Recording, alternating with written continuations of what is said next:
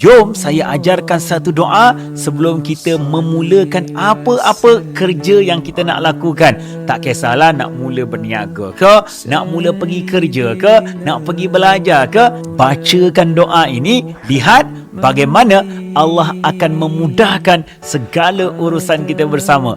Tolong save doa ini dan hafalkan bersama. Mudah saja tuan-tuan. Dan sebelum kita mulakan, kita baca doa ini bersama. Bismillahirrahmanirrahim.